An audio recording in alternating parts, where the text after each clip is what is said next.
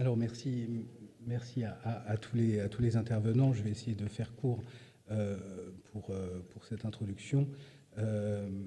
Effectivement, on va questionner effectivement l'injonction contradictoire, hein, mais qui pour certains d'ailleurs est plutôt une source d'opportunité. Ça a été répété plusieurs fois ce matin. C'est les contraintes sont souvent l'occasion finalement de re-questionner des modèles, mais cette injonction de départ, effectivement, double injonction contradictoire entre, d'un côté, les efforts qui sont demandés en matière de sobriété foncière. Donc, bon, là, je ne vais pas tout redétailler, et puis ce sera notamment évoqué dans les premières présentations.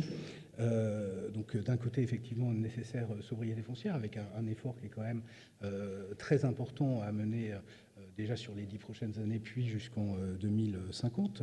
Je sais que les collectivités, quand elles font le compte de ce qui leur reste finalement comme foncier disponible, se disent bah, c'est pas beaucoup, surtout au rythme de consommation actuel. Et puis la nécessité inverse qui est de continuer le développement, de continuer à construire du logement. On voit que notamment dans toutes les métropoles, il y a des besoins de logement dans toutes les zones tendues, je dirais. Il y a des besoins de logement extrêmement forts, donc on ne peut pas ne pas répondre à ces besoins. Et puis il y a d'autres, évidemment, d'autres problématiques, comme celle de la réindustrialisation. Alors, on l'a envisagé, c'était envisagé ce matin, notamment avec Grand Paris Aménagement, qui essaie d'imaginer comment créer une foncière de foncier économique pour rapatrier notamment les activités productives, ou en tout cas les maintenir et les rapatrier les activités productives en ville. Donc on voit bien que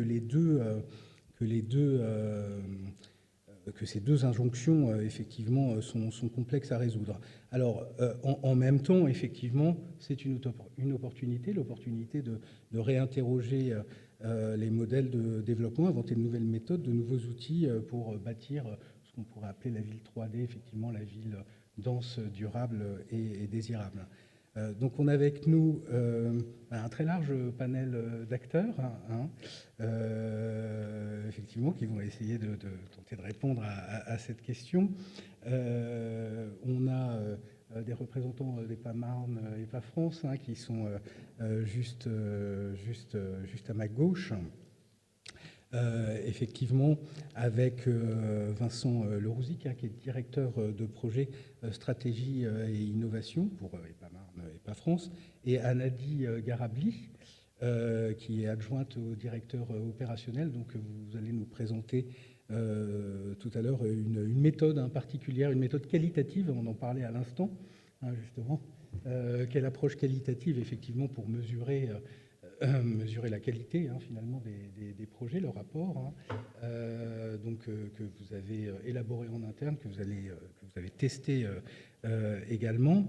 On parlait de métropole, de zone tendue. Effectivement, on va évoquer le cas de la ville, de la métropole de Nice, hein, où nous avons avec nous donc Hélène Delmotte, hein, qui est directrice générale adjointe déléguée chargée chargée des solidarités à la ville, à la métropole de Nice. Et vous êtes en duo donc avec Didier Mignery, qui est fondateur de la société Up Factor. Vous allez nous présenter justement comment vous utilisez l'outil, hein, Up Factor, effectivement, pour évaluer le potentiel de surélévation dans la ville, comment on peut densifier encore plus finalement une ville comme Nice, qui est déjà dense, mais effectivement le potentiel, en tout cas le gisement, paraît particulièrement important. Et alors pour démarrer ce focus, nous avons donc Michel François Delannoy,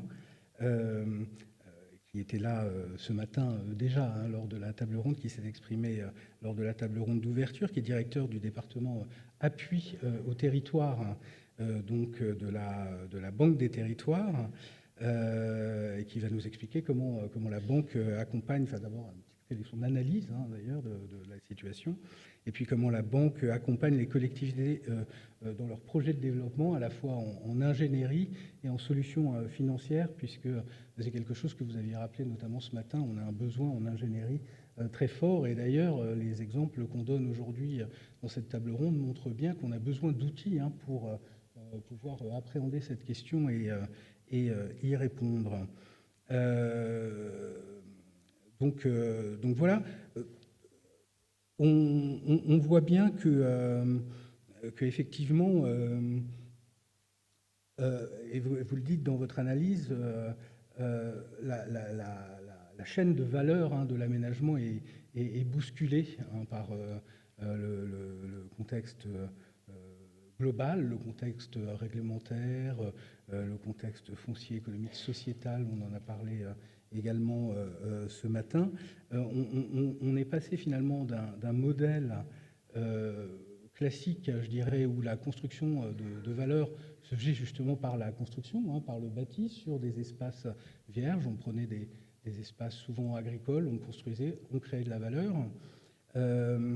Et aujourd'hui, on cherche justement à éviter de consommer de nouveaux espaces, on cherche à préserver ces espaces, on cherche même à ramener de la nature en ville, mais résultat, effectivement, la construction de la valeur est réinterrogée.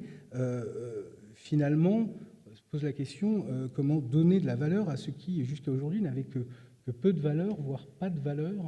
C'est Michel-François Delannoy, qu'est-ce que vous répondez là-dessus? Voilà, merci, et merci de nous permettre de participer à ce focus. Alors, je vérifie, c'est nous qui faisons avancer? Oui, absolument, c'est vous. OK. Voilà. Donc, merci de nous permettre de participer, donc je disais, à ce focus. Je salue bien sûr les autres participants.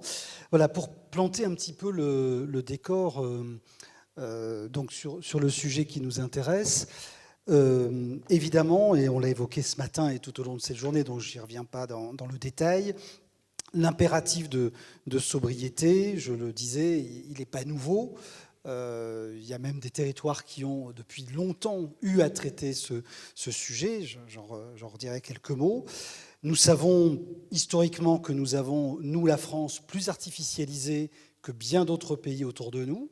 Et donc quand on pose, puisque c'est la question de ce focus, comment concilier comme si c'était voilà, un défi insurmontable, oui, ça va changer nos modèles, ça va bousculer nos habitudes, puisque nous, on a rendu souvent synonyme développement et artificialisation, ou par l'artificialisation, quand d'autres pays ont été beaucoup plus économes, ou ont davantage utilisé la tâche urbaine déjà constituée pour envisager leurs nouveaux projets de développement. Donc, là où d'autres l'ont fait, il n'y a pas de raison qu'on n'y arrive pas. Et donc, cette trajectoire, bien sûr, elle nous bouscule, mais on doit aussi faire en sorte de ne pas opposer la sobriété, évidemment, foncière ou du sol, l'utilisation du sol et de la terre avec le développement.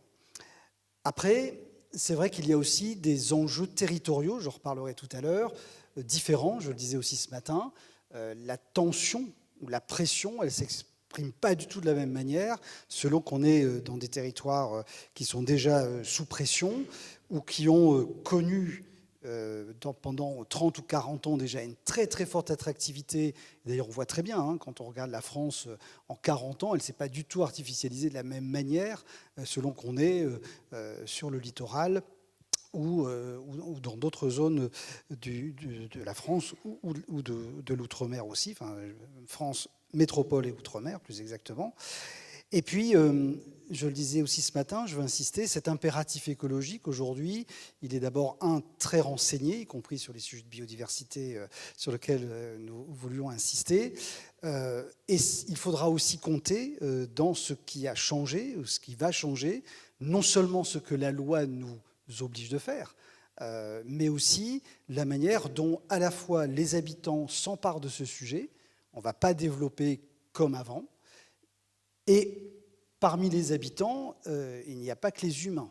Et donc il y a aussi comment on tient compte, ou on prend en compte le vivant, dont le droit est d'ailleurs en train plutôt de se constituer. C'est vrai dans le monde, ça commence aussi à être vrai en France. Donc, pour ce qui nous concerne, la Banque des Territoires, donc nous avons décidé donc de faire de ce sujet du développement dans le contexte de sobriété foncière une priorité. Nous avons, je le disais aussi, parmi nos mesures phares, nos priorités, des priorités du nouveau plan stratégique de la Banque des Territoires, une mesure, donc un accompagnement dédié aux acteurs territoriaux pour les accompagner dans cette trajectoire de sobriété foncière. Et c'est vrai que nous avons... alors, oui, vous avez devant vous les écrans. Ah oui, voilà. Très bien. Alors voilà, et que nous avons donc posé une analyse, mais que je vais vraiment résumer à gros bords. C'est donc effectivement une chaîne de valeur de l'aménagement qui est bousculée par ce nouveau modèle qui nous arrive, à nous, dans notre pays tout particulièrement. Je force le trait, on est quasiment dans un raisonnement un peu idéal typique, mais avant, on utilisait du terrain qu'on artificialisait, donc on avait un usage du terrain nu. Le foncier avait finalement peu de valeur, peu de coûts, et avec des coûts de transformation qui étaient peu élevés, et c'est la construction qui apportait effectivement de la valeur et qui générait de la valeur.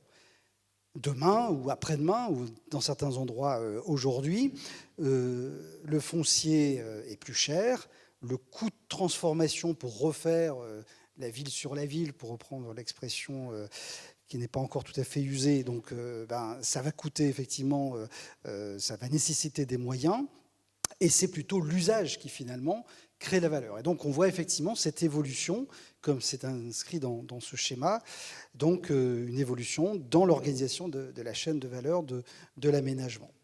Donc ça entraîne finalement un certain nombre de conséquences. Et on va acquérir plutôt des actifs, peut-être les garder en portefeuille plus longtemps.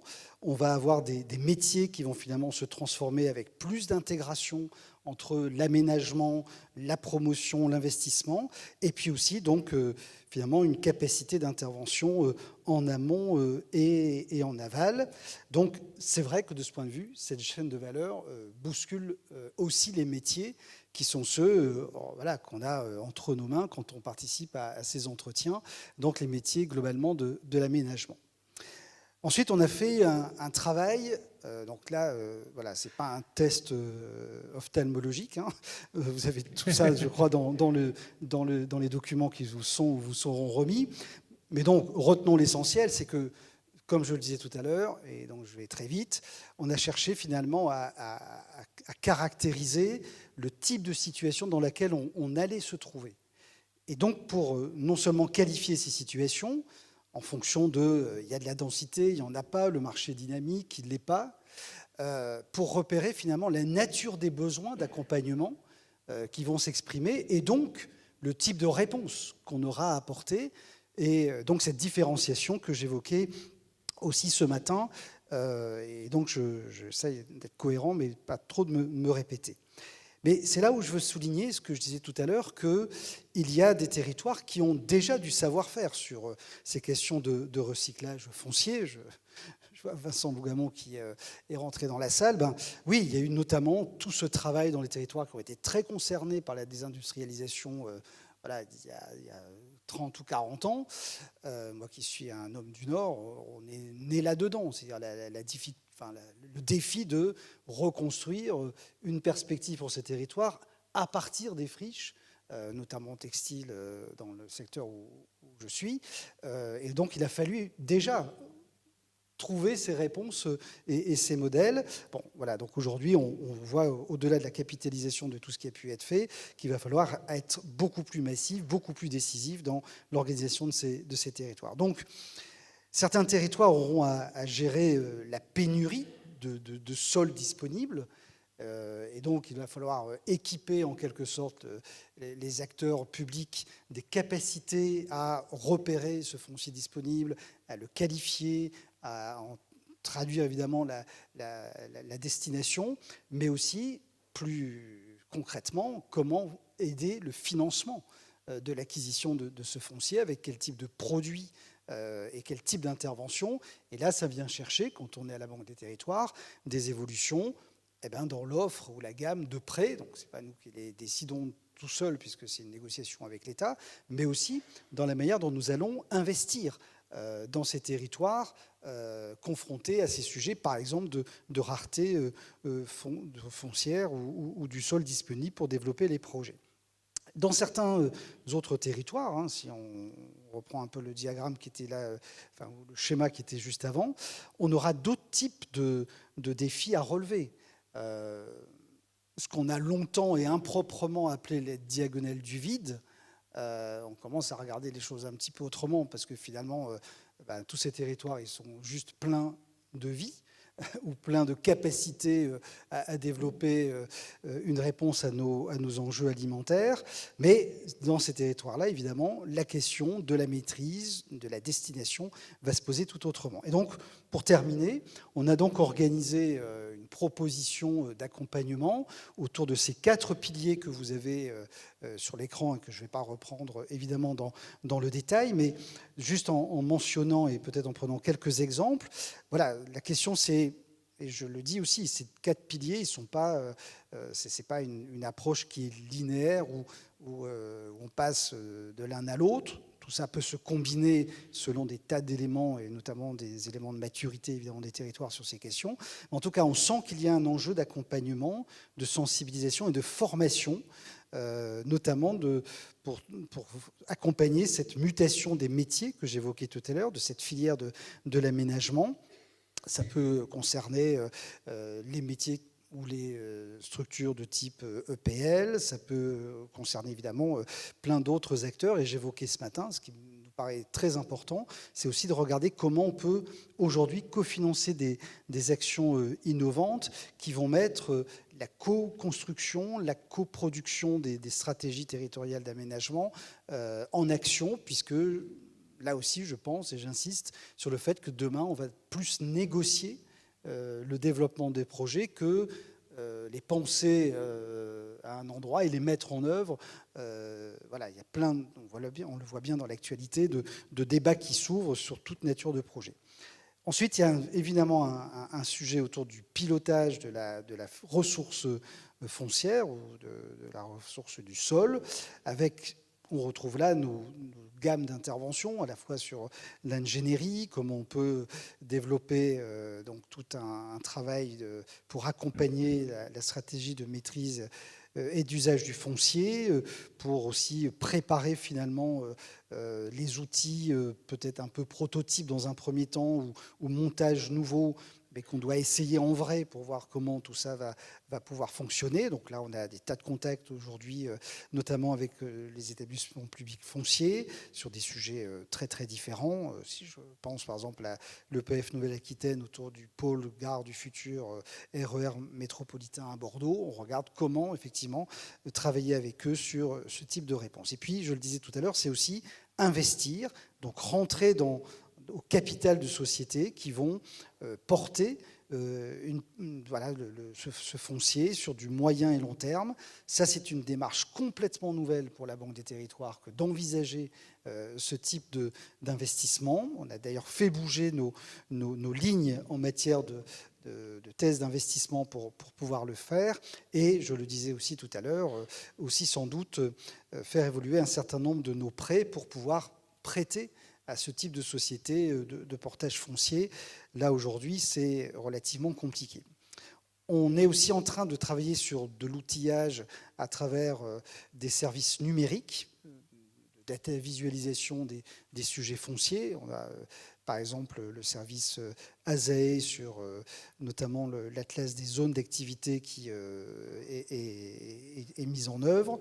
Bon, voilà, je donne là aussi quelques exemples très très rapides. Il y a aussi autour du foncier destiné à l'industrie des outils de ce type qui sont en cours de constitution.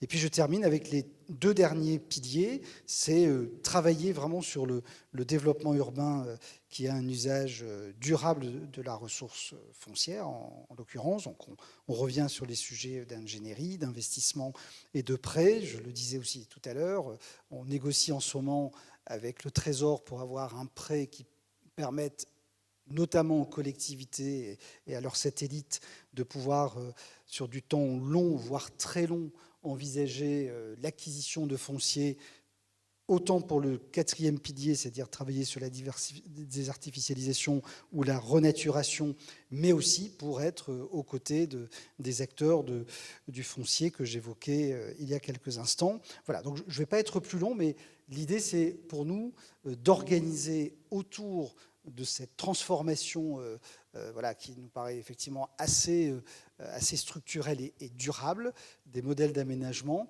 eh bien, d'avoir une capacité d'accompagnement très opérationnelle de l'aide à la structuration, de l'aide à la décision, jusqu'au financement dans les différents compartiments possibles d'intervention de la Banque des territoires. Merci. Alors justement, je me demandais quels sont les volumes, quelles sont les lignes de crédit, les investissements, les prêts, qu'est-ce que ça représente un peu? Est-ce qu'on peut avoir quelques grandes masses d'intervention de la sur les BTP? enveloppes, ouais, sur les enveloppes de financement, comme les choses sont en train de se caler, je ne donnerai pas de chiffres qui seraient aujourd'hui peut-être trop marqués d'incertitude au moment où on l'évoque, mais par exemple en matière d'accompagnement sur l'ingénierie, la préparation des projets, la qualification et la sécurisation des projets que j'ai évoqués, on a aujourd'hui une enveloppe de 80 millions d'euros qui est spécialement et spécifiquement dédiée au sujet dont je vous ai parlé, sur l'accompagnement dans la trajectoire de sobriété foncière. Merci beaucoup Michel-François Delannoy. On va enchaîner directement sur la présentation suivante. On aura le temps de reposer des questions en toute fin. C'est pour ça qu'on essaye d'aller vite. On aura du temps effectivement à la fin du focus d'échanger avec la salle. Donc on va parler de l'exemple de Nice, effectivement, maintenant avec eh bien cette première démarche de la ville qui a démarré sa démarche d'identifier effectivement le gisement potentiel en surélévation de la ville pour répondre à des besoins divers, de logement principalement. Et donc c'est une expérimentation qui est menée avec la société de conseil UpFactor de Didier Mignery.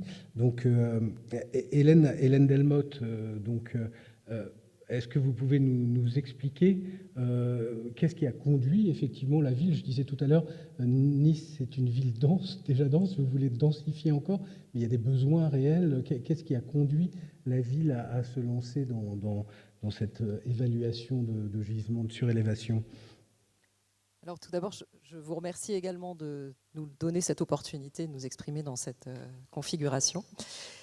Oui, effectivement, Nice est une ville très dense, ville de littoral, entre mer et montagne et collinaire, où il est très difficile d'envisager un développement au-delà de son périmètre, évidemment. Disons que les sites à enjeu en matière de développement sont très limités, en dehors de l'éco-vallée pilotée par l'établissement public d'aménagement. On n'a pas de friche, enfin, on a peu de disponibilité foncière qui nous permettrait d'envisager de grosses opérations d'aménagement en dehors de celles que je viens de citer, et peut-être un petit peu sur l'est de la commune. Donc on est aussi un petit peu au bout d'un système, compte tenu de la pression très, très forte, de la densité que vous évoquiez, avec l'objectif à la fois de continuer à produire du logement dans la mixité, dans un souci permanent de mixité. D'ailleurs, à ce titre-là, tous les outils au bénéfice de la mixité sociale sont au rendez-vous et sont mobilisés dans nos outils de planification, PLUM, PLH évidemment, etc. On a également une pression du fait de la demande de logement et de la demande de logement social en particulier. Et tout ceci mis bout à bout, et encore j'oublie les plans de prévention des risques qui sont multiples. On est un des territoires les plus couverts par les PPR divers et variés. Donc malgré tout ça, il faut continuer à développer l'offre, ne serait-ce que pour permettre à la population locale de poursuivre son parcours, de réaliser un parcours résidentiel qui aujourd'hui est plutôt mal au point, avec des objectifs qui sont multiples, dont celui de la renaturation en ville, puisque vous le disiez, la ville de Nice est très dense, donc on travaille aussi sur cet objectif, dans l'idée d'une ville apaisée qui a su développer avec la métropole les transports en commun avec un tramway, etc. Une fois qu'on a dit tout ça, on regarde effectivement comment continuer à développer une offre en logement. Donc, en dehors de l'intervention sur l'existant et des quelques sites que j'ai évoqués tout à l'heure, il nous reste peu de possibilités.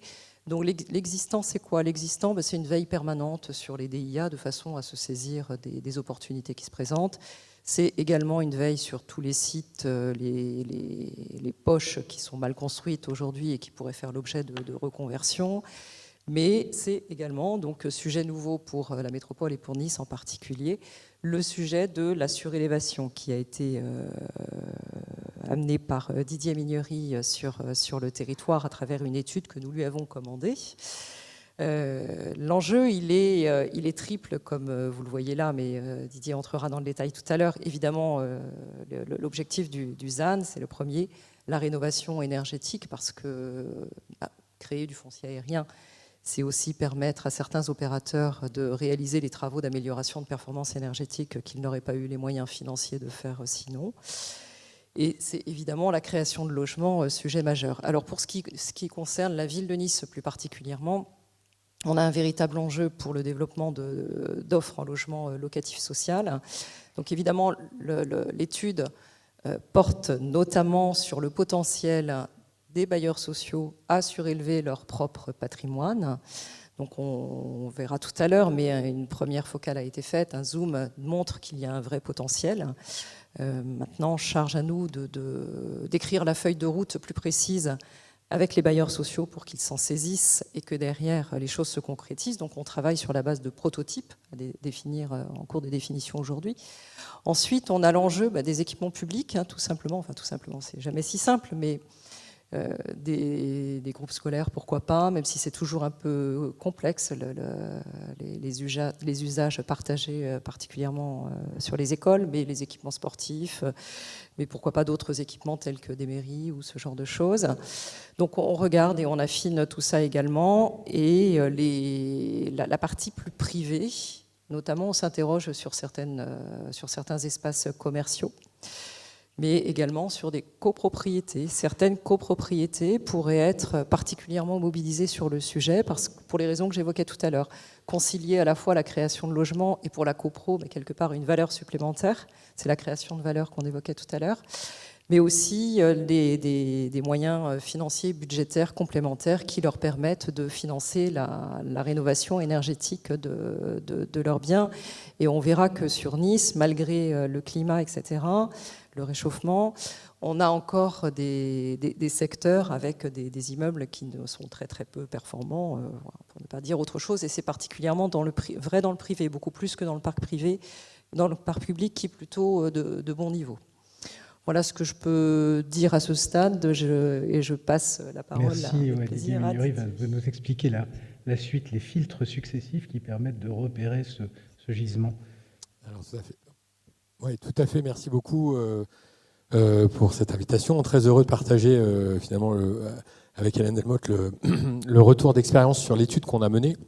Alors juste pour revenir sur ces trois piliers, nous on a sans doute été parmi ceux qui ont applaudi la loi climat et résilience. Donc voilà, je sais qu'on n'a pas été très nombreux, mais n'empêche que nous on l'a adoré. Ce contexte de créer des logements tout en rénovant les bâtiments dans un contexte de ZAN bien évidemment, mais surtout au titre de la sobriété finalement, à la fois dans l'action, mais aussi bien sûr foncière. Regardez ce qui est déjà là. Alors, chez UpFactor, on a décidé donc de travailler, nous, grâce à un outil logiciel qu'on a développé, qui s'appelle UpFactor GeoService, qui permet de faire de la détection des potentiels de surélévation. Alors, l'idée, c'est de collecter toutes les données de hauteur et d'appliquer automatiquement 4 grandes règles d'urbanisme qui sont présentes dans tous les PLU. La règle de hauteur, la règle de gabarit, la règle d'implantation par rapport aux limites séparatives et de distance entre les bâtiments.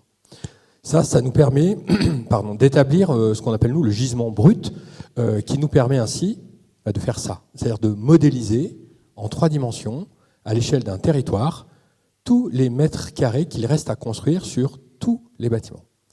Ça ne veut pas dire qu'il faut le faire, ça ne veut pas dire qu'on va le faire, ça veut dire simplement qu'on interroge ainsi la règle d'urbanisme qui a été pilotée par la ville, la métropole, les services, les élus, pour ensuite la mettre en cohérence avec les usages, bien évidemment. On a vu que la valeur d'usage allait devenir l'un des principaux piliers de l'avenir, bien évidemment, en tout cas une des valeurs. L'idée, c'est derrière de confronter finalement ces potentiels bruts au regard des besoins de chaque collectivité. Alors, dans le cadre de la métropole de Nice, ce qui a été intéressant, c'est que la méthode, encore une fois, c'est collecter, je l'ai dit, toutes les données de hauteur, les trier en fonction des morphologies, puis très rapidement d'appliquer les règles d'urbanisme. On a, pour vous dire, on est parti de 168 000 bâtiments sur l'ensemble du territoire. On n'en a retenu que 64 000 dans l'étude. C'est-à-dire qu'on a évacué tout un tas de bâtiments qui n'étaient pas adaptés. Ça, c'est un vrai travail d'entonnoir qui est fait via cet outil et cette démarche. Derrière, l'enjeu, c'est d'évaluer ce qui est le gisement brut. Et à partir de ce gisement brut, de dire, en fait, on parle de quoi ? À l'échelle du territoire de la métropole de Nice, en fait, on parle de 5000 bâtiments réglementairement surélevables. Ça, c'est quand même assez considérable. C'est-à-dire que, encore une fois, pour beaucoup, la surélévation, c'est un marché de niche, c'est petit, enfin, voilà, n'empêche que ça vaut le coup quand même de connaître ce gisement pour pouvoir derrière l'opérer de la meilleure des façons.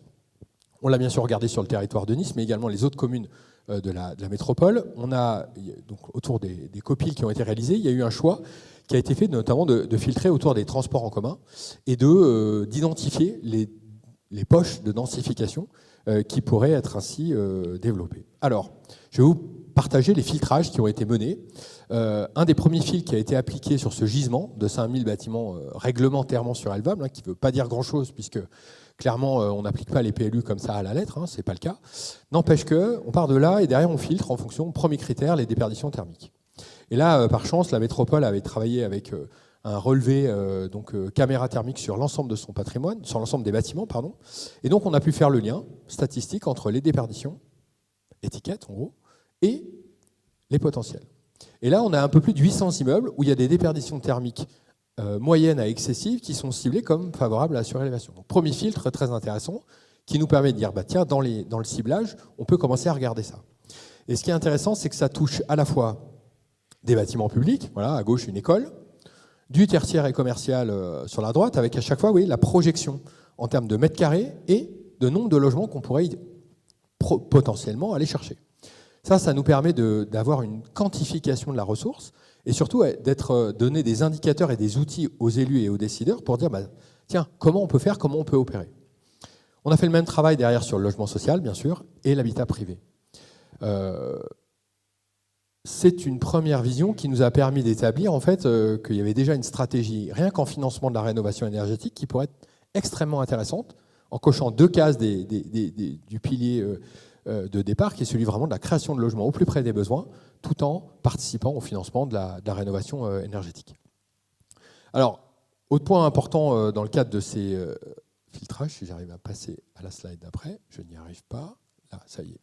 Je suis désolé, il y a un problème de typo, c'est un peu moche, mais c'est pas grave. On a bien sûr fait le lien entre les règles d'urbanisme, donc l'obligation de créer des places de parking, dans le cadre de ces nouvelles opérations finalement de logement neuf.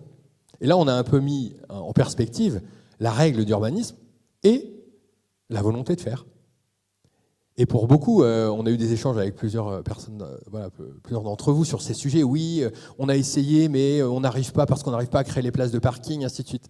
Nous, on a fait remonter ça, bien sûr, aux équipes, aux élus. Et tout de suite, il y a eu un premier levier qui a été identifié en disant, tiens, si on est à moins de 500 mètres des transports en commun, on pourrait bénéficier d'une dérogation automatique dans le cadre de la création de logements en ayant une dérogation totale de stationnement en limitant les projets à 750 mètres carrés. Première modification qui a été directement intégrée dans le PLUM, la modification simplifiée du PLUM numéro 2, issue directement de l'étude. Et là, d'un seul coup, on a un champ des possibles qui s'ouvre. Alors, ça ne va pas résoudre, encore une fois, toutes les problématiques du logement à Nice, mais n'empêche que là, il y a une première fenêtre de tir qui s'ouvre en coordination avec la direction de l'urbanisme, la direction de la planification, la direction de l'habitat et cette opportunité de faire. Deuxième chose, si j'arrive à passer à celle d'après, voilà. On a également regardé, Au regard de ces problématiques de stationnement, on a peut-être des poches à certains endroits où on pourrait créer des parcs relais, à des endroits spécifiques où on pourrait mobiliser du foncier qui est mal exploité, à des endroits stratégiques du corridor des transports en commun. Et là, par exemple, on a identifié des zones où, par exemple, on avait une concession automobile qui utilisait un foncier délirant, sur lequel on pouvait faire quasiment 300 places de parking. Bon, ben là, il y a peut-être quelque chose à aller chercher. Donc, comment on remobilise finalement les fonciers stratégiques qui pourraient être valorisés pour servir la cause, entre guillemets, c'est-à-dire créer des stationnements au plus près des besoins en renforçant finalement l'investissement de la collectivité. Dernier fil qui a été utilisé et point important, la question du patrimoine. Alors, donc je suis architecte de formation, donc aujourd'hui, dans ma démarche, on travaille de concert avec les architectes des bâtiments de France pour exploiter ce gisement. Si on ne le fait pas, ça ne marche pas. Donc on a décidé, au regard de ce sujet, comme la ville de Nice est à la fois un SPR trait, donc un secteur de protection renforcé, et un classement patrimoine mondial de l'UNESCO, comment d'anticiper avec l'architecte des bâtiments de France en amont tous les potentiels. Et à partir de là, on l'a corrélé à la problématique, Hélène vous l'a dit également, la ville de Nice a d'autres problématiques, hein, les PPRI, mais aussi la question du sismique. On est en zone sismique 4. C'est-à-dire que dans le cadre d'un projet de surélévation, tout potentiel qui dépasserait les 30% de la surface de l'existant impliquerait un recalcul, on va dire aux Eurocode 8, c'est un peu barbare, mais n'empêche que c'est dire qu'il faut recalculer le bâtiment aux nouvelles règles sismiques sur l'intégralité, la surélévation et la partie ancienne rénovée, ce qui est une complexité majeure. Il a été décidé, en lien avec les équipes, les services et l'architecte des bâtiments de France, de travailler sur une stratégie où on est sur une intervention mesurée sur le territoire, où on limite tous les potentiels à 2 étages. Sur cette intervention à 2 étages, on a fait un travail qui, je crois, a été remarquable. On a travaillé notamment dans la SPR sur les 130 potentiels qui ont été trouvés au titre de l'application des règles d'urbanisme en limitant à 2 niveaux tous les potentiels qui étaient sous l'avis de l'architecte des bâtiments de France. Pour info, la règle qui est notée, ce qui est intéressant, c'est la surélévation est interdite, sauf avis contraire de l'architecte des bâtiments de France. Donc, on l'a pris au mot et on a fait 3 ateliers de travail de 3 fois 3 heures où on lui a montré tous les potentiels. Tous. Il en ressort un peu plus d'une 60aine de projets autorisables. Et là, ça pose une question nouvelle, c'est-à-dire comment on inscrit finalement ce travail préliminaire dans un nouveau document d'urbanisme qui sont à la fois des emplacements réservés, des OAP spécifiques sur ces lieux-là, pour qu'on accélère le process et qu'on ne se retrouve plus dans des situations où « Ah oui, on a essayé, mais on a fait toutes les études et puis maintenant on nous enlève un étage ». Ben non.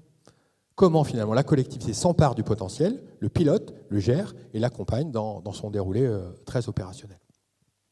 Donc, dans ce travail-là, et on va finir là-dessus, je suis désolé, les typos sont vraiment moches. L'enjeu de ce gisement, c'est à la fois de trouver donc, des opportunités proches des transports en commun, pour valoriser l'investissement de la collectivité. Il y a un réseau de transport qui marche très bien, avec un réseau de tram qui est très efficace et qui est plébiscité par les habitants, les bâtiments avec des déperditions thermiques importantes. La bonne intégration urbaine, on l'a vu avec la question notamment de la prise en compte de l'avis de l'architecte des bâtiments de France, mais également la question des 2 niveaux maximum pour la bonne intégration, voilà, et du sismique. Un peu plus de 500 projets ont été, au regard de ces filtres un peu drastiques, tout de suite il y a 500 projets à faire immédiatement, qui sont déjà quasiment préautorisés. Sur ces 500 projets, c'est quasiment 7750 logements potentiels. Et on ne filtre que du logement. On a sorti pour l'instant le gisement sur le parc tertiaire, par simplicité, et le parc commercial par simplicité aussi. Donc, on a fait cette équation, donc des belles opportunités de faire. Et si vous faites le calcul, notamment sur l'habitat privé, de comment on pourrait valoriser finalement ce droit à construire pour participer au financement de la rénovation, c'est quasiment 265 millions d'euros qui pourraient venir en plus de ma prime rénov et de toutes les autres aides de l'État, les C2E et autres, qui viendraient booster ainsi le process de la rénovation énergétique du bâtiment existant. Oui, parce que expliquez-nous effectivement comment ça fonctionne. Effectivement, on crée de nouvelles surfaces, les promoteurs viennent effectivement développer ces programmes, mais payent en contrepartie une partie du coût de la rénovation énergétique et dans des proportions assez importantes. Alors, oui, j'irai. Alors, nous, on fait ce travail préliminaire, on accompagne les collectivités. Derrière, il faut que des opérateurs s'emparent du sujet. Oui.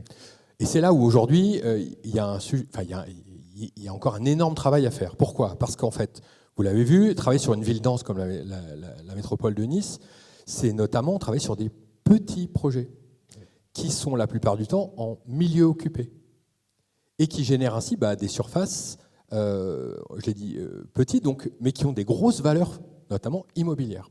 Donc l'idée, c'est d'aller identifier du foncier aérien qui a une valeur qui est retraduite en travaux de rénovation pour l'immeuble en dessous. Encore faut-il qu'il y ait des opérateurs ensembliers qui soient capables de faire et la rénovation et la surélévation sur des opérations dont la moyenne est entre 10 et 15 logements. D'accord. Là, je ne vous cache pas, on a besoin d'aide et on compte sur vous, en tous les cas, ceux qui sont là pour nous aider. On compte sur la Banque des Territoires, puisqu'on est une participation de la Banque des Territoires et on aimerait bien tisser ce sujet, notamment en devenant un peu ensemblier du sujet. Voilà. Effectivement, ce n'est pas les habitudes des promoteurs d'intervenir pour des quantités aussi petites, hein, effectivement.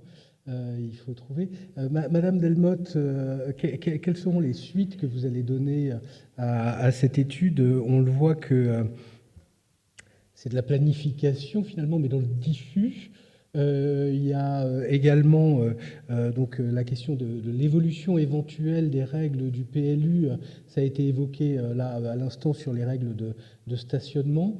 Quelle suite comptez-vous donner à cette étude ? Alors déjà en termes de méthode, dès la mise en relation, j'ai envie de dire, on a très vite communiqué en interne, associé l'ensemble des services direction concernés et les élus concernés, de manière à ce que tout le monde s'approprie le sujet et à éviter de travailler en chambre pour quelque part sortir quelque chose qui aurait du mal à être approprié par d'autres compétences que celle de l'habitat pur.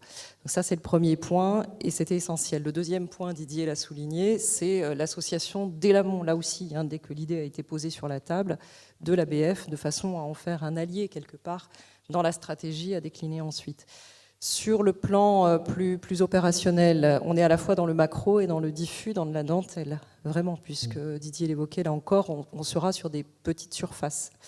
Donc il va falloir identifier, travailler avec des opérateurs qui soient vraiment dotés des bonnes compétences, parce qu'il y a un vrai risque à faire de la surélévation quand on n'est pas outillé, quand on n'a pas l'expertise, les compétences techniques, la capacité à mener en termes d'ingénierie les bonnes études préalables et à conduire jusqu'au bout avec les bonnes assurances aussi. Enfin bon, voilà, c'est quelque chose de très complet à avoir en tête. Donc là, l'idée, c'est d'écrire assez précisément une feuille de route qui détermine les potentiels de façon la plus précise possible, et si besoin, d'aller plus loin dans l'adaptation de la règle d'urbanisme pour rendre ces opérations réalisables à terme en fonction d'une révision du PLUM qui devrait être engagée plus tard. Et c'est ça le sujet. Donc il y a eu quand même une première action sur le PLUM à travers le stationnement, parce que c'était vraiment l'élément bloquant qui a été identifié tout de suite. Donc ce premier travail. Et ensuite, dans certains cas, il faudra aller plus loin et plus finement. Donc c'est à la fois macro et de la dentelle. Voilà. Merci beaucoup. Alors on va passer à notre troisième expérience, troisième expérimentation avec EPA Marne, EPA France, avec l'outil Calizan, donc qui a été développé en interne. C'est un process qui est toujours en cours. Hein. Vous me disiez, c'est pas forcément quelque chose d'abouti, c'est une première version, et vous disiez on avance en marchant. Hein.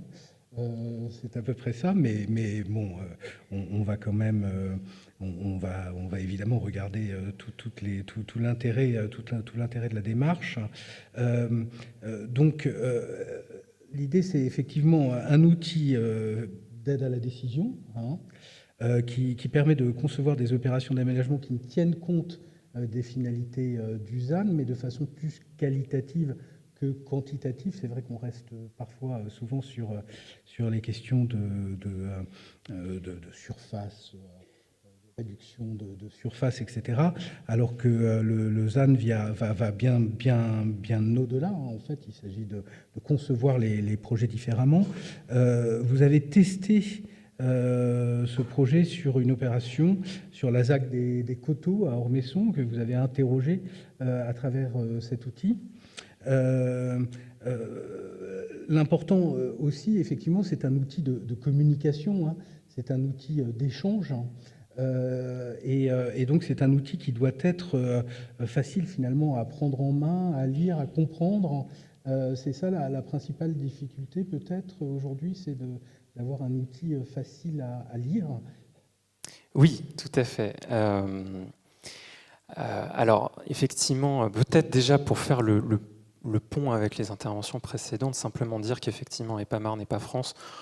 On est depuis maintenant plusieurs années dans une démarche visant à s'outiller pour relever justement le défi de l'artificialisation des sols. S'outiller parce que, par exemple, on a déjà eu la chance de collaborer avec UpFactor, notamment il y a quelques années, et donc ça nous a permis effectivement d'éclairer un certain nombre d'enjeux qui ont été soulevés précédemment en la matière, et puis également s'outiller d'un point de vue économique et financier, étant donné qu'on réfléchit également à la création d'une foncière pour faire de la détention de longue durée. Et donc, bien évidemment, on souhaite également pouvoir associer la Caisse des dépôts en la matière. Voilà. Simplement pour dire, au-delà de ça, que la création d'outils, ensuite, ça rentre dans des finesses opérationnelles. Voilà. Et que dans ce contexte-là, depuis maintenant plusieurs mois, on a élaboré cet outil, effectivement, Calizane, qui s'inscrit d'abord dans une vision. C'est l'idée selon laquelle, d'une certaine manière, par-delà le cadre légal et réglementaire de la loi climat-résilience, on a besoin de s'outiller à la fois à l'échelle du projet d'aménagement, dont le cadre justement fait silence, et d'une certaine manière ce n'est pas forcément un problème, mais il y a cette échelle fine, le dernier kilomètre de l'artificialisation des sols, qui est une boîte noire dans laquelle il faut qu'on entre. Ça, c'est le premier point. Le deuxième point, c'est tous les enjeux effectivement qualitatifs qu'esquisse la loi climat-résilience, mais à horizon de 10 ans. Et donc nous, on essaye effectivement de les anticiper. Ça, c'est la première chose, c'est la vision. La deuxième chose, c'est ensuite la mission. Qu'est-ce qu'on attend de cet outil-là?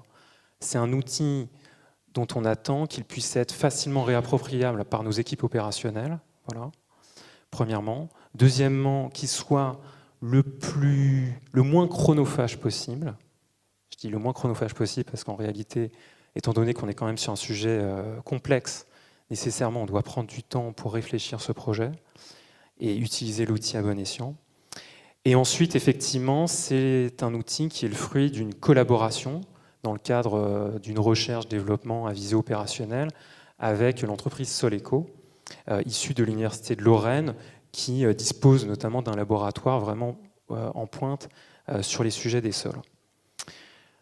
Et enfin, dernier point d'importance pour introduire l'outil, c'est effectivement d'avoir une précaution d'usage, et c'était finalement un petit peu le sens de votre question initiale.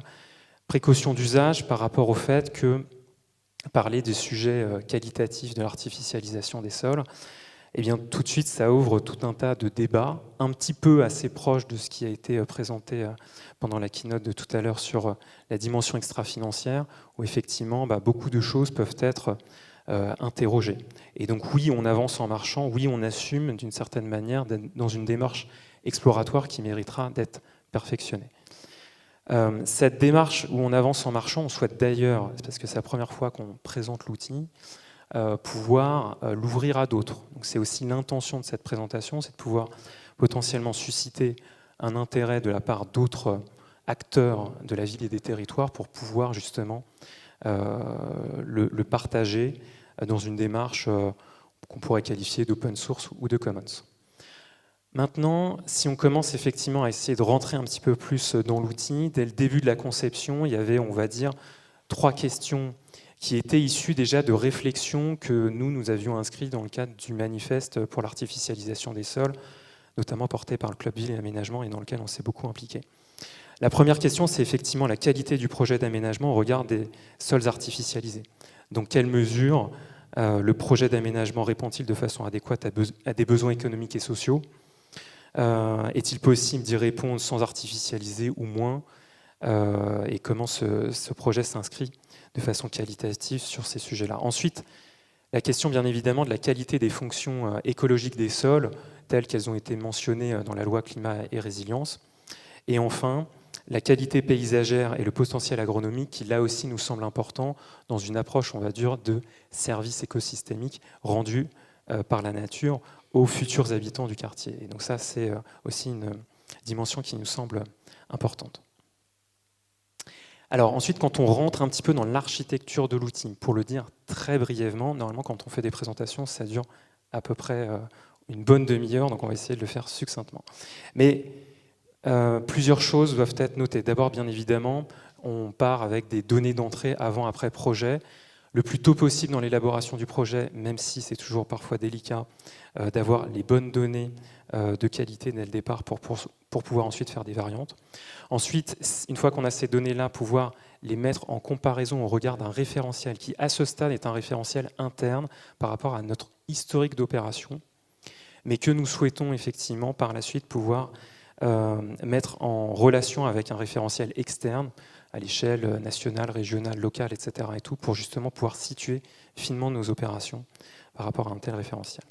Et ensuite, une fois qu'on a tout ça, l'idée c'est effectivement d'affilier l'ensemble de ces données sous forme de score le plus synthétique possible avec les différentes finalités que j'ai évoquées précédemment. Maintenant, voilà, sur la question de l'illustration, très concrètement, on arrive à la fin à ça. Voilà. L'idée, c'est d'avoir en fait 3 éco-scores. Alors je vois qu'il y a une slide qui est un petit peu... il y a un truc qui a un peu dérapé, mais c'est pas très grave.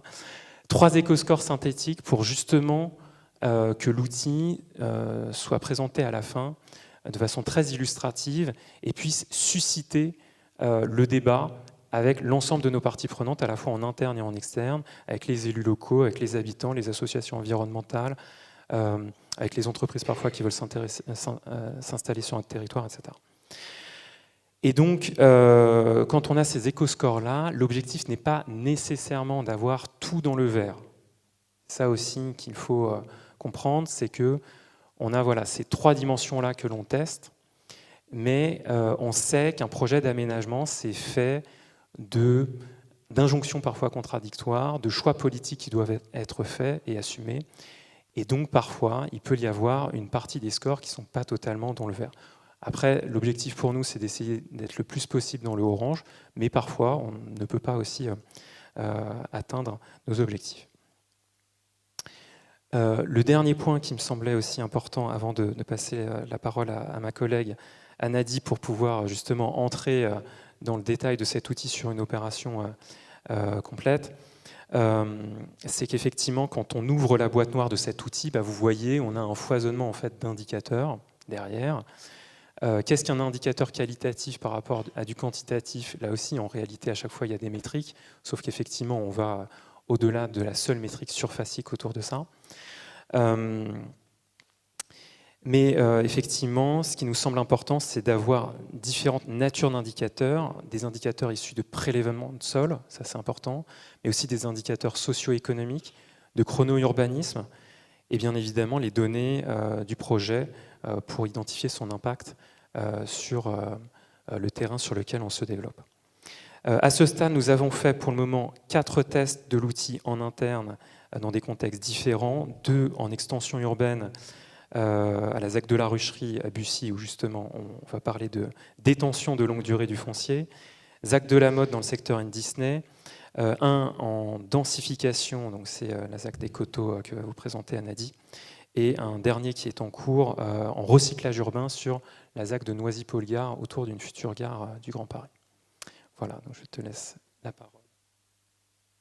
Oui, bonjour. Alors, ça peut être un peu marrant d'entendre qu'on est sur une approche plus qualitative et on parle de score, des quantitatifs, mais quelque part, il fallait partir de quelque chose. Et pour pouvoir comparer, les indicateurs sont importants.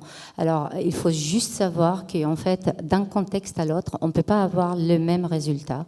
Et ces tests-là nous ont appris qu'ils ont enrichi un peu, ils nous ont réconforté dans notre démarche qu'on ne peut pas vraiment généraliser comme ce qu'on pense avec la ZAN, qu'on peut prendre juste des données et de dire « Ok, il va falloir le faire de telle manière et pas d'autre ». Du coup, d'un contexte à l'autre, c'est très différent. Et le mode du contexte est très important. Et c'est ça qu'il va falloir vraiment prendre comme élément principal de ces tests. Alors, je vais aller en arrière pour donner un peu le contexte. Ormesson, c'est une ville du Val-de-Marne qui est bien carencée. Actuellement, bon, on a baissé, il y a encore 2-3 ans, on était sur un tissu pavillonnaire à quasi 99%. Actuellement, on va dire entre 85 à 90%. Du coup, devenir dans une ville carencée, en ce moment, je pense qu'on est à 7%. Encore il y a 4 ans, on était à 3%. Ça veut dire que vraiment, le vrai besoin, c'est de venir accompagner la ville, de sortir de sa carence. Ça va prendre du temps. C'est de faire la ville sur la ville. Et les 2 secteurs qu'on avait vraiment pour une intervention presque immédiate, c'est un secteur qui est un héritage de réserve foncière qui était pour le projet autoroutier, la voie de desserte orientale qui a été abandonnée dans les années 80. Et du coup, on a profité de ce secteur pour venir et réfléchir avec les collectivités à répondre sur ces besoins. Et c'est pour ça qu'il faut prendre déjà cette donnée comme un élément principal dans le test, parce que dans un monde idéal, sur un coteau qui est, quand on le voit ici sur la photo aérienne bien boisée, peut-être on n'aura pas pu faire ce même projet.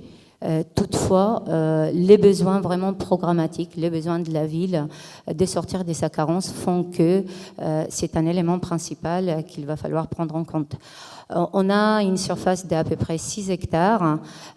Aussi, une autre contrainte de ce secteur, c'est qu'il y a une continuité écologique inscrite au SDRIF et au SRCE, qui est existante, mais avec des enjeux de passage et qui ne sont pas vraiment très forts actuellement. Comment venir le prendre dans le cadre du projet ? Alors, je reviens ici. Le programme, c'est environ 600 logements sur ces 6 hectares. Comme ça, sur une densité vraiment, on se dit, bon, c'est une densité qui n'est pas très, très élevée dans un milieu vraiment urbain, dans une zone tendue. Toutefois, c'est le maillage de vraiment continuité douce, une démarche de zéro rejet, parce que dans la tendance actuelle, le dérèglement climatique, comment venir vraiment faire un quartier résilient, mais avec une gestion des eaux pluviales, on n'est pas loin de la Marne, on a une partie du zone PPRI, on n'est aussi pas loin d'une SNIEF, le bec de canard, c'est-à-dire que les contraintes et peut-être les enjeux écologiques sont très forts. Parfois, c'est une contrainte, mais en même temps, c'est une valeur ajoutée pour les projets à venir. Et du coup, comment venir requalifier, comment venir faire un projet résilient, une opération résilient, avec un cadre de vie agréable pour tous, que ce soit les êtres humains, mais également les espèces. C'est tout ça qu'il fallait vraiment prendre en compte dans notre démarche. Pour pouvoir le faire, on s'est appuyé également sur vraiment une démarche de co-construction avec les habitants qui ne connaissaient pas vraiment qu'est-ce que c'est une opération d'aménagement. Ils ont commencé à la voir avec notre premier secteur qui est un peu plus au sud, avec les secteurs de la plaine des Contous. Avec une démarche de concertation poussée, c'est-à-dire un développement d'un outil numérique pour pouvoir recueillir au maximum les données et les avis des habitants, mais également des balades urbaines multiples et des échanges, que ce soit vraiment en réunion publique présentielle et avec le Covid à l'époque à distance, les acteurs autour, c'est vraiment beaucoup d'échanges autour de ce projet, mais également pour son acceptabilité, comment venir pour les personnes qui habitent actuellement avec une vue splendide sur Paris, quelque part sur la Marne. Alors tout ça, vraiment, ça s'est traduit, je reviens un peu... Ça se traduit avec ce plan de masse, la colonne vertébrale de ce projet. Vraiment, le fil conducteur était la continuité écologique. C'est comment venir et quelque part imperméabiliser, forcément, mais au minimum pour pouvoir avoir cette continuité écologique qui va être également renforcée. Du coup, quand on regarde les scores, on est en densification urbaine. Enfin, si on veut vraiment comparer par rapport à notre projet, il faut prendre un projet avec les mêmes vraiment, données pour pouvoir bien comparer. On ne pourra pas comparer ce projet-là à un autre projet qui est en extension urbaine ou à un autre projet en densification, mais qui n'est pas en coteau, par exemple. Et c'est là la difficulté pour l'instant.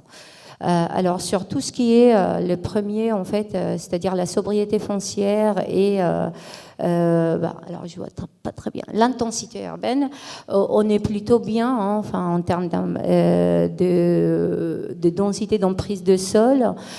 Sur les fonctions urbaines aussi, enfin on est pas mal, et sur l'accessibilité, on l'améliore avec la réqualification d'une voie départementale, avec l'introduction également des voies douces et autres.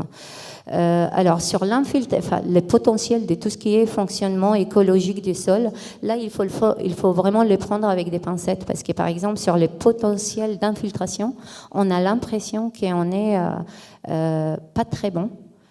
Or, pour le moment, c'est un work in progress, parce que pour l'instant, l'outil ne prend pas en compte, il prend en compte effectivement une partie de la démarche, mais il prend en compte cette partie quantitative de imperméabilisation et de la surface d'infiltration.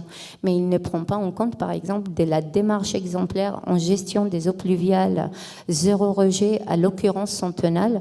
Alors, je ne vous raconte pas dans un coteau à quel point c'est difficile. Et ça nous a un peu ouvert les yeux en disant « Ah ben, pourquoi on était aussi faible et pourtant on est bien exemplaire ?» Et ça, c'est le work in progress, à voir comment les indicateurs, il faut les prendre avec ce système de pondération. La même chose sur les stockages de carbone, on a l'impression qu'on n'est pas très bon, mais il va falloir comprendre qu'effectivement, on va déboiser une partie de ces coteaux. Et du coup, le déboisement, ça enlève une partie du stockage qui n'est pas pondéré de la même façon pour la pelouse ou pour la forêt. Alors là aussi, en fait, on va les remplacer par d'autres milieux, mais qui n'ont pas à avoir les mêmes pondérations. Et encore une fois, c'est ce système ou cet aspect quantitatif qui doit évoluer pour prendre en compte la démarche qualitative du projet, avec un remplacement, avec un renforcement des milieux qui ne sont pas peut-être pour l'instant visibles. Et du coup, sur tout ce qui est potentiel en fait de la qualité paysagère, on est même bon. Alors ça montre, ça prend en compte beaucoup de notre démarche qualitative qui a été bien pondérée. Hein, sur ces points, on n'a pas eu vraiment des interrogations nous-mêmes pour savoir comment il faut peut-être faire évoluer l'outil.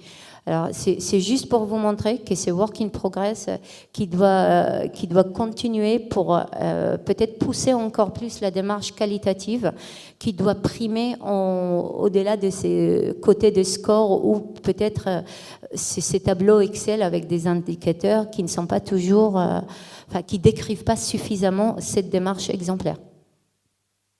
Alors, merci. Oui, effectivement, vous évoquiez tout au début de la présentation la qualité écologique des sols. C'est un des grands enjeux, effectivement, la prise en compte de cette qualité écologique dans des projets d'aménagement. C'est finalement une donnée de départ. Comment vous la prenez en compte aujourd'hui? Comment elle sera prise en compte à terme? Est-ce que ça deviendra un facteur de départ? Alors déjà, dès la phase conception, on a regardé par exemple, je ne vois pas, il n'y a pas de souris, mais sur la partie qui est vraiment à la limite ouest de ce périmètre, on voit qu'il y a une partie déjà imperméabilisée, même polluée par des activités économiques, des garages, des hangars et autres. C'est là où on a regardé vraiment de concevoir peut-être une densité plus importante. Par la suite, par exemple, on savait que la partie il va falloir peut-être imperméabiliser, c'est en bas du coteau par rapport également à l'accessibilité, mais également pour libérer le plus de la place pour cette continuité écologique. Et du coup, sincèrement, c'est la continuité écologique avec parfois 30 mètres de large, presque sur la totalité, pour permettre une vraie continuité écologique à avoir sa place à être renforcée, le maintien des vergers et un vrai dialogue entre les espaces et les espèces avec ces vergers. Tout ça, c'était vraiment le fil conducteur, et entre nos experts écologues et notre maîtrise d'œuvre, et nous-mêmes, il y a eu beaucoup de workshops qui ont fait évoluer un peu le projet de ce point de vue.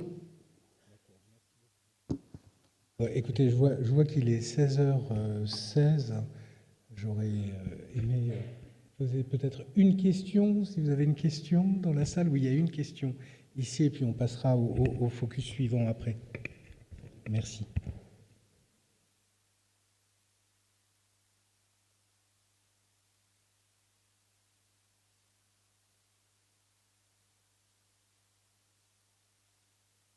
Attendez, sinon on vous apporte un autre micro. Non, écoutez, allez-y. Voilà. Oui, bonjour, ça marche. Moi, j'ai juste une question sur l'analyse, les scores que vous avez montrés à la fin. Je suis peut-être pas rentrée dans le détail de tout ce que vous preniez en compte, parce que malgré mes lunettes, c'était loin, donc je suis pas sûre d'avoir pu tout lire. Mais en fait, je suis un peu étonnée sur le fait que vous fassiez une distinction entre la qualité écologique des sols et le potentiel fertile des plantations. J'ai l'impression qu'on essaye quand même de tendre vers une réflexion globale de la qualité du sol, des plantations, de tout l'écosystème que ça génère. Donc je me demandais s'il y avait quand même des parallèles qui se faisaient dans votre méthode d'analyse entre ces deux scores. Alors,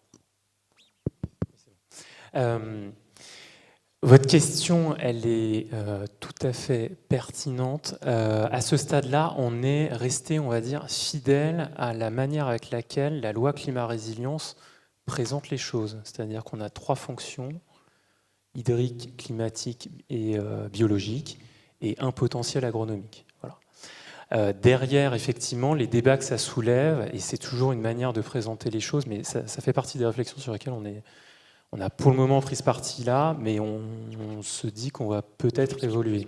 Sur le fait qu'il y a toujours différentes manières de présenter les sujets.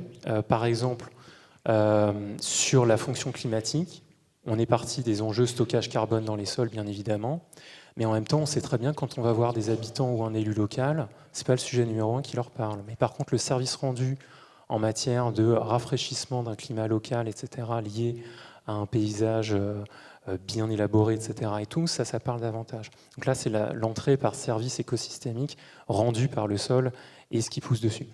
Donc, voilà, votre question, elle a totalement sa légitimité. Je partage l'interrogation. Pour le moment, on a fait ce parti pris. Il y a la loi climat-résilience telle qu'elle est rédigée. On essaye d'entrer en résonance avec elle le plus possible.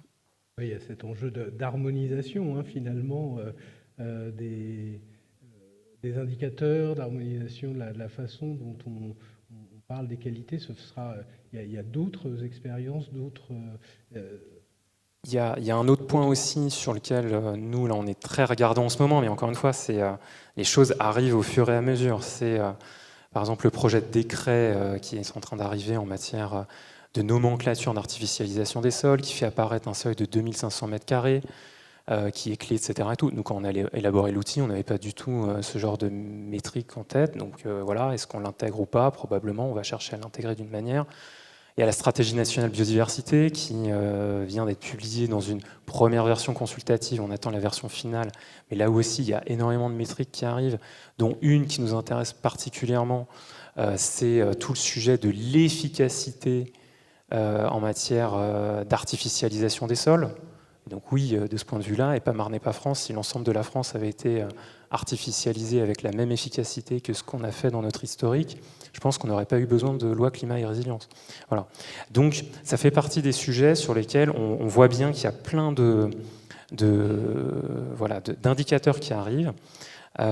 Et donc on va essayer finement à chaque fois d'améliorer l'outil pour avoir un outil un peu ensemblier. Voilà, c'est ça le sujet. Merci à toutes, à tous.